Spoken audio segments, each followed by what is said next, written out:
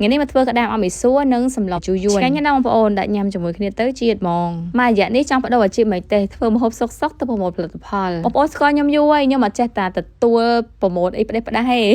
ផលិតផលដែលខ្លះគាត់ផ្ញើមកគឺខ្ញុំត្រូវតែតេស្តសាកមើលសិនតើវាប្រើការបានប្រសិទ្ធភាពដែរអត់ហើយល្អដែរអត់ព្រោះថាឃើញមានបងប្អូនយើងជាច្រើនដែលឃើញខ្ញុំប្រើហើយគាត់តែងតែសួរថាទិញនៅណាហើយនឹងអីគេដូច្នេះហាក់ឲ្យបងប្អូនទាំងគ្នាឃើញខ្ញុំប្រើហើយទិញប្រើដែរខកអំណងដោយសារខ្ញុំនេះមកជាមួយនឹងសាប៊ូសម្អាតសម្ភារៈផ្ទះបាយវាបានទូទៅទាំងអស់ហើយកាត់ច្រេះសាហាវមិនជាធម្មតាខ្ញុំលេងចក្រាននេះមួយស៊ីពេលកន្លះម៉ោងទៅម៉ោងបងប្អូនឃើញស្រាប់ហើយចក្រានរបស់ខ្ញុំគឺឆ្វាចហ្មងអត់មានថាឲ្យមានបន្លាក់អីតាណាណីទេខ្ញុំស្រឡាញ់ចក្រានណាបងប្អូននិយាយទៅតាំងពីស្គាល់ណារ៉ាក្លីននេះមកបងប្អូនឃើញខ្ញុំបាញ់ភ្លាមច្រេះដែលនៅជាប់នៅក្បាលចក្រានហ្នឹង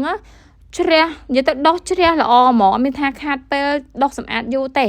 េប្រើកូនច្រាស់ទូចមួយសម្អាតចក្រានបានយ៉ាងស្អាតចក្រានមួយធ្លាប់សម្អាតរយៈពេលកន្លះម៉ោងទៅម៉ោងឥឡូវនេះដល់10នាទីផងសម្អាតបានយ៉ាងស្អាតផ្លឹងអញ្ចឹងមិនថាធ្វើម្ហូបហត់ហើយបើថានៅផ្ទះវិញធ្វើម្ហូបផងបោះផ្ទះជូតផ្ទះបោកខោអាវឆ្អិនម្ហូបឆ្អិនរួចនៅរៀបចំចានឆ្នាំងជូតផ្ទះបាយឲ្យស្អាតអនាម័យទៀតអូនិយាយទៅជីវិតមនុស្សស្រីពិតជាពិបាកណាស់និយាយថាពិបាកក៏បានដែរព្រោះថាវាជាក្តីសុខរបស់យើងតែកាលណាផ្ទះបាយយើងស្អាតយើងមានអារម្មណ៍ចង់ធ្វើម្ហូបបើខ្ញុំវិញមុនធ្វើម្ហូបលាងម្ដងធ្វើម្ហូបហើយលាងម្ដងទៀតនិយាយទៅមួយថ្ងៃហ្នឹងគឺលាងទៅចក្រានហ្នឹងឯងបាច់ធ្វើអីទេតែបើសិនយើងមានសាប៊ូងាយស្រួលលាងសម្អាតបែបនេះវាក៏ជួយការងារយើងបានច្រើនដែរអត់សូវហត់ផ្ទះបាយរបស់យើងដល់10នាទីទេឡើងស្អាតបើពីមុនវិញខ្ញុំអត់ទាន់ប្រើសាប៊ូហ្នឹងហើយខ្ញុំដោះអូបងប្អូនឲ្យដោះតាំងពីយប់និយាយទៅមួយយប់ហ្នឹងគឺគួយតែដោះចក្រានឯងត្រង់តែបានស្អាត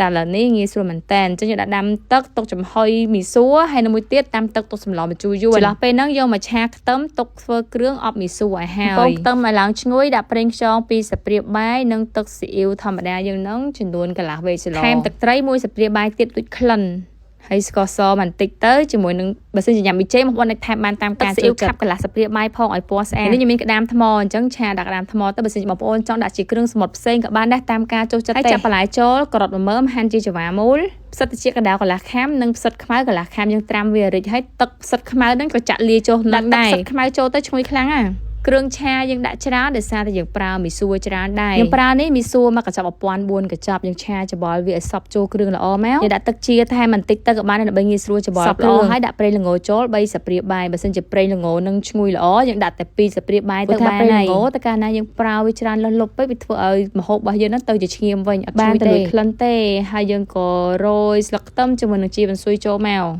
មីសួរបើសិនយើងយកវាទៅអប់បែបនេះយើងមិនចាំឆាឲ្យវាទន់ទេត្រឹមតែមួយសັບគ្រឿងតែប៉ុណ្ណឹងបានហើយតែបើសិនយើងឆាមីសួរតែម្ដងយើងត្រូវឆាឲ្យមីសួរនឹងទន់ល្មើយចាំយើងរោយស្លឹកខ្ទឹមនិងជីបន្ស៊ុយចូលប្រហែលគ្រឿងផ្សំដូចតែគ្នាទេបងប្អូនគ្រាន់តែថាបើសិនយើងចំហុយបានក្លិនឈ្ងុយហើយសាច់មីសួរឆ្ងាញ់ជាងដោយសារតែឆ្នាំងចំហុយយើងទូចដែរដល់ពេលអញ្ចឹងចំហុយបានតែពាក់កណ្ដាលទេអញ្ចឹងសពពាក់កណ្ដាលទៀតថែមទឹកឆាតទន់មីសួរហ្នឹងដល់ពេលអញ្ចឹងញ៉ាំបាន2រសជាតិដាក់ចំហុយចោលកន្លះម៉ោងទៅឥឡូវយើងមកមើលទឹកស្ងោររបស់យើងចាប់តាមពុះហើយយើងបង់គ្រឿងមានគល់ក្រៃម្ទេសស្លឹកក្រូចខ្ទឹមសនិងសាច់មាន់ដាក់រសជាតិស្ករមួយចុងស្ព្រាបាយអំបិលចិត្តកន្លះស្ព្រាបាយនិងម្សៅស៊ុបមាន់បន្តិចទឹកត្រ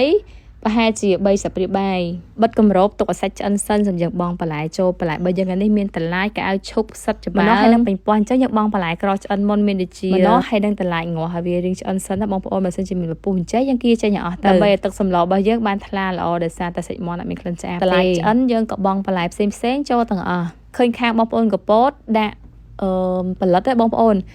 អត់ដែរសាកដែរជាមួយថ្ងៃណាមួយខ្ញុំសាកដាក់ផលិតដែរមើលឆ្ងាញ់ដែរអត់ព្រោះថាឃើញគាត់ធ្វើទៅតំណងបន្លែឆ្អិនគូពងមាន់ពងទាលាយចូលគ្នាបន្ថែមរសជាតិជូរចូលឲ្យហើយដាក់អំពិលទុំ1ស្ព្រាបាយអូយតែសឡំជូរយួនម្ដងណាបាយនឹង3ឆ្នាំហើយបងជីចូលព្រមគ្នាមានម្អមជីក្រហមហើយនឹងជីសឡំជូរយួនឈ្ងុយបានតែខ្ទឹមអំពោយើងកំពុងថ្មីខ្លាញ់ក្តៅពុះចេះទេដាក់ទៅឈ្ងុយល្អណាស់ហើយបច្ចុប្បន្ននេះបងប្អូនកុំគួរញ៉ាំសឡរសជាតិដិតអីយើងញ៉ាំរសជាតិរៀងស្រាលទៅល្អសម្រាប់សុខភាពអាហារយើងឆ្ងាញ់ក៏ប្រកបដោយផាសុខភាពដែរបានមានន័យព្រោះថាតើកាលណាយើងញ៉ាំអាហាររសជាតិដិតវាធ្វើឲ្យគ្រឿងក្នុងរបស់យើងដូចជាកលៀននេះនឹងធ្វើការងារធ្ងន់ណាស់វាគប់ផ្សំជាមួយនឹងបន្លែសាច់ដែលមានសារធាតុគីមីផងវាធ្វើឲ្យខ្លួនយើងឆាប់ទ្រុឌទ្រោមមែនតើដូច្នេះហើយបើសិនយើងចង់បានសុខភាពល្អយើងគួរតែព្យាយាមញ៉ាំអាហារដែលមានរសជាតិស្រាលបន្លែត្រីសាច់ដែលល្អ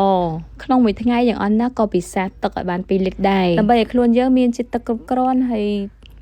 សារធាតុពុលអស់ហ្នឹងវាបញ្ចេញមកតាមញើសតាមទឹកដូចនៅកន្លែងខ្ញុំមកហូបជាទូទៅខ្ញុំធ្វើអត់ប្រើរសជាតិដិតទេខ្ញុំប្រើរសជាតិស្រាលសម្រាប់បងប្អូនដែលគាត់ពិសាទូទៅប៉ុណ្ណឹងល្មមតែសម្រាប់បងប្អូនដែលញ៉ាំរសជាតិនៅលើតុខ្ញុំមានថែមអំបិលម្រេចទឹកត្រីហើយនិងស្ករនៅនឹងស្រាច់បើសិនបងប្អូនស្ទើរចឹងអាចថែមគ្រឿងតាមនឹងបានប៉ុន្តែសម្រាប់ខ្ញុំបងប្អូនអត់ចង់បងប្អូនទាំងគ្នាពិសារសជាតិសុខភាពខ្ញុំក៏ខ្ញុំស្រឡាញ់សុខភាពបងប្អូនដែលគ្រប់គ្រងខ្ញុំក៏ខ្ញុំស្រឡាញ់ដូចគ្នាអញ្ចឹងបើសិនជាបងប្អូនបានមកកន្លែងខ្ញុំហើយ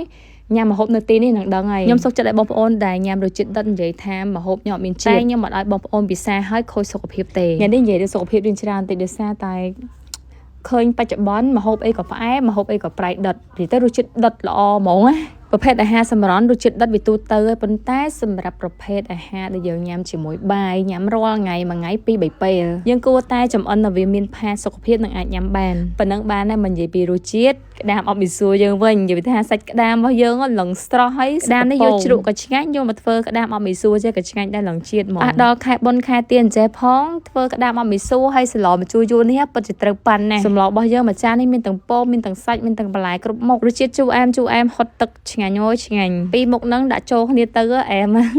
អរគុណច្រើនបងប្អូនជួបគ្នាវីដេអូក្រោយជម្រាបលា